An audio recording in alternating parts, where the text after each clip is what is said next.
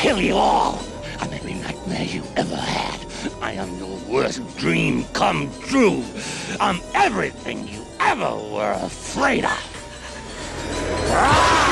In 1986, Stephen King's novel It tapped into one of mankind's most ancient fears: spooky clowns that promise will float down there. And in 1990, ABC brought them to primetime with a 2-part miniseries. But in 2017, New Line Cinema made a spooky horror film adaptation. And I'm gonna skip it, because clowns, man.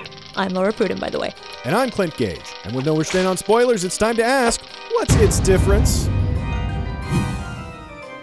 Right off the bat, most obviously, there's a structural difference between the book and the miniseries. Partly because it's an 1,153-page book, which is just way too long to adapt completely, though it was a 2-part miniseries with a runtime of around 3 hours if you don't count the commercials, so they kept quite a bit in. The basic story of It follows a group of friends, self-deprecatingly known as the Losers Club, coming together to battle an eternal demon in the form of Pennywise the Dancing Clown. And just to reiterate, clowns, man, they're scary. But there are two halves to the story, the first taking place in Derry, Maine, 1958, the first time the Losers Club faces off with Pennywise, and the second half taking place in present day, when, as adults, the losers return to fight Pennywise once again. The book cross-cuts the two halves of the story, with both the 1958 losers and their present-day grown-up counterparts squaring off with Pennywise towards the end of the novel.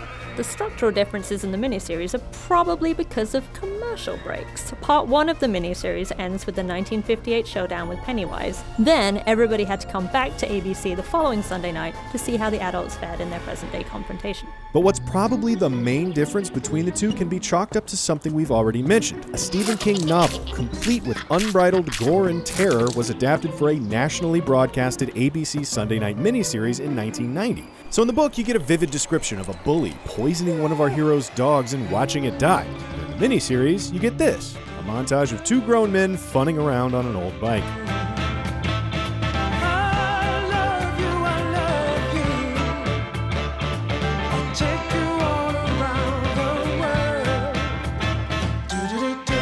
While Pennywise himself stays largely the same from the book to the miniseries, his carnage is much more explicit in Stephen King's book. Actually, the entire town of Derry is as well. For example, the novel opens with George Denborough's death back in 1958. In maybe the most iconic image from the novel, Pennywise literally rips the 5-year-old's arm off from inside a gutter. The miniseries, on the other hand, begins with Pennywise killing a little girl in the present day and Mike Hanlon discovering a picture of George at the scene, something that doesn't really happen at all in the book. Georgie. The book marks Pennywise's return to Derry, Maine with a hate crime. 2 local assholes are drunkenly harassing a gay couple and end up shoving one of them over the side of a bridge where Pennywise is waiting underneath. The man is found later torn to ribbons, and the local assholes are convicted of his murder. Stephen King goes into extreme detail recounting the events of that night, including police interviews and parts of the trial. But this homophobic attack isn't the only bit of bigotry the novel spends more time with. Racism, anti-Semitism, and misogyny are all featured much more prominently in the book than they are in the miniseries. Again, pure Stephen King has a swarm of flying leeches slowly eat a boy alive. The cleaned up miniseries has this cheery dinner scene set to happy time music. We won't have to spend them all alone.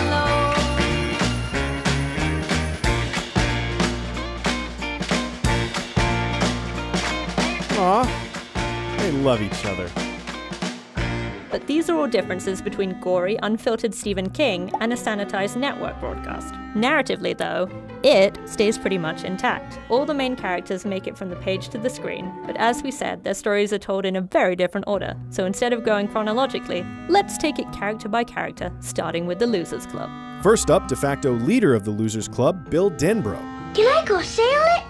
Oh, we have to seal it first with paraffin. Stuttering Bill is basically the same in the book and the miniseries, a kid dealing with a particularly nasty speech impediment and, oh right, the tragic death of his brother for which he feels responsible. Bill grows up to be a wildly successful horror author turned screenwriter, which can't possibly be a stand-in for anybody because he's bald in the book, so there's no way Stephen King wrote himself into his own fantasy adventure. Bill is also married quite happily to a famous actress. So, you know, NBD, you guys. Then there's Ben Hanscom, the overweight, easy target for bullying. Hey, look, it's the fat boy. Top the day, fat boy. In the book, much more is made of his intelligence. He's a smart kid who spends a lot of time reading at the library, knows how to build dams, and even smelt silver. And as an adult, Book Ben loses the weight and becomes a successful architect. However, he still keeps to himself, living quietly outside of Omaha, Nebraska. He even has a private jet and landing strip on his property and makes a point to come home every weekend, no matter where his work takes him. In the miniseries, adult Ben is also a successful architect, but he's more of a playboy. We meet him drunkenly getting out of a limo, champagne bottles and industry awards spilling out of his grip as he escorts his lady of the evening up to a 90s chic downtown loft. Though the rest of his backstory remains the same, including the part about an asshat track coach who spurred him to lose all the weight back in high school. Richie Toge is my name, and doing voices is my game. Richie Toge is the same loudmouth cut-up in both mediums. The only real difference with him is, in the book, he's a popular radio DJ famous for his many characters, and in the miniseries, he's a popular comedian famous for his many characters. Look, the creature is attacking the city! There's not much difference in the level of racial insensitivity in its characters, though. Mike Hanlon is a young man very interested in the history of Derry in both the book and the miniseries, and also goes on to run the Derry Public Library as an adult. The book spends a great deal more time outlining his research through several interlude chapters. It's time to tell the others what's happening. I can't put it off any longer. Narratively, the interludes function the same as the miniseries' use of Mike's VO, but the book provides a ton more information in these sections. Mostly the interlude chapters cover other incidents it has been responsible for over the years, like the old ironworks exploding during an Easter egg hunt, and that time that some dude wandered into a bar in the early 1900s and chopped up a bunch of people with an axe, as you do. The miniseries most likely cut these for time and relevance, but it's also a prime example of unfiltered Stephen King running wild in his pages and ABC trying desperately to fight him back. Another loser is Eddie Kazbrack, a hypochondriac with an overbearing mother in both mediums. I don't want you to play with them anymore. No good will come of it. But Ma, they're my friends. You don't need any friends, Eddie, except for your own ma. As an adult, he runs a limo service in New York with a clientele that includes Al Pacino. But while the book sees grown-up Eddie married to a woman who is exactly like his mom, miniseries Eddie is still living with his mom. This is actually a very useful shorthand for the miniseries. Instead of saying to the audience, remember what his mom looks like, doesn't it seem like his choice of wife indicates that Eddie's got some Oedipus business to deal with? They were just able to say, look at this dude still living with his mom. Full stop. Stan Uris is also a member of the Losers Club for whom not much changes. In both mediums, he's a successful accountant in Atlanta who, upon hearing of It's return, goes straight upstairs to slit his wrists in the bathtub. The book delves much deeper into Stan and his wife's backstory and trouble conceiving a child. Plus, he brutally chops himself up in the book, while the miniseries only shows a few drops of blood, but mostly it's the same. And finally, there's Beverly Marsh, the only lady member of the Losers Club. She's mostly the same from page to screen. The daughter of an overbearing and abusive man, Beverly grows up to be a fashion designer in a relationship with another overbearing and abusive man. Book Tom is her husband and an asshole of the more beer-bellied, quiet the game is on variety, while miniseries Tom is her boyfriend and a slick 80s champagne and coke kind of douche. Yeah, it's perfect. Don't touch it. Though both are equally manipulative and abusive, the book's version of their fight as she leaves for Derry is decidedly more violent. But this is true for all the characters. Each of their backstories are basically the same, just bloodier, more violent, and more upsetting. But this is a good spot to transition into the raw, bloody Stephen King versus overcooked network TV conversation. Beverly's transition from page to screen is not just about violence. Young Beverly's sexual awakening is a big difference as well. The miniseries portrays the kids as close as 12-year-olds can be. They're just really, really good friends. The miniseries skips the part where Beverly checks her breasts each morning to see if they got bigger overnight, and the part where her father becomes very creepily interested in checking her hymen, even though it's likely Pennywise had taken him over in that scene. But most notably, she has sex with each of the guys in the Losers Club. After they defeat the spidery Pennywise in 1958, the Losers Club is falling apart emotionally. They talk about how they could ever possibly keep it together after the trauma they've just endured. After all, Pennywise just forced them to come face to face with their deepest fears. But that's when 12-year-old Beverly realizes their love for each other is the answer. So, right there in the dark tunnels underneath Derry, just outside a supernatural ancient spider demon's lair, Beverly has sex with each of the boys in the Losers Club, one after another. And Stephen King's prose in this section is, well, detailed to say the least. But I guess the Losers Club thought it still wasn't enough. When they get back above ground, Stan still makes them cut their hands and swear a blood oath to return should Pennywise ever start clowning in Derry again. So cutting the 12-year-old sex stuff was a no-brainer where standards and practices is concerned, but it was also an easy lift from a storytelling perspective. The difference, though, is really a thematic one. Stephen King's book spends a lot of time on the idea of childhood trauma, on giving kids grown-up issues to deal with and ultimately handling themselves better than the adults around them. The miniseries is more concerned with just telling a story about a scary thing that happened to kids who then grew up and had to deal with it again. The monster is a metaphor for unresolved childhood issues. In the book, though, the sex scene works as a metaphor for the kids becoming adults before they really understand what it means. The circumstances the Losers Club finds itself in necessitates a transition into adulthood. Going back to the structural difference of the story, the book's intercut race to the finish makes that point more emphatically. Meanwhile, the two-half structure of the miniseries shows the kids going through the trauma in the first half, and the adults picking up the pieces in the second half. I don't want to be scared anymore. I'm going back in. This time I'm gonna kill it.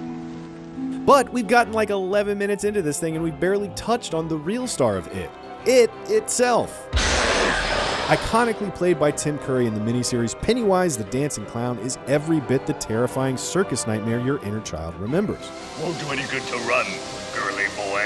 He's a monster that shows up every 30 years to feed on children. And while he takes several different forms in the miniseries, largely the Losers Club just sees him as a clown. In the book, however, Pennywise appears to each of the kids several more times and in different forms. He shows up as anything from a giant bird attacking young Mike Hanlon at the old ironworks to a homeless man offering Eddie a blowjob under the porch of the house on Nivalt Street. But his methods and even a lot of his dialogue stay the same.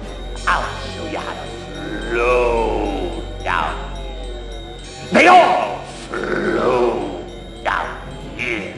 The miniseries sees the kids in 1958 defeating Pennywise by banding together, holding hands while a bright light soars past them and out of sight after slingshotting a piece of silver through his forehead. Then in present day, Pennywise turns into a spider, hypnotizes a few of the losers with his deadlights before they eventually rip his heart out with their bare hands. The book, again because of the structural differences, has Pennywise turned into a spider in both time periods. There's also a more metaphysical aspect to the clown in the book. In fact, there are a few sections of these final chapters that are from Pennywise's perspective. It's in these scenes that we find out that he's some kind of elder god from outside of space and time itself. And during the fight in 1958, Bill goes into the deadlights and meets a turtle that created the universe, a being that is kind of the yin to Pennywise's yang. Because why not? So, you know, Pennywise goes way back in the book. In the miniseries, he's a monster without any sort of origin story. Creepy for sure, but who knows where it came from. There's this weird thing that happens towards the end that looks like it's outside of space and time, but really that's probably just cheap effects. The focus of the miniseries, owing in part to the two-half structure of its broadcast, is not concerned with Pennywise the Dancing Clown for anything other than a creepy metaphor for childhood trauma. Yeah, and actually inflicting some of its own, because again, and I cannot stress this enough, f*** clowns, man. Very much agreed. Kiss me, fat boy. And so, universe-creating turtles aside, ABC's two-parter is a basically faithful adaptation when it comes to the story's basics. Kids find a monster, they beat the monster, they come back 30 years later to beat the monster again. But that's as far as it goes. Like the town of Derry itself, the miniseries ignored all the blood, gore, bigotry, and preteen sexual awakening of Stephen King's original novel.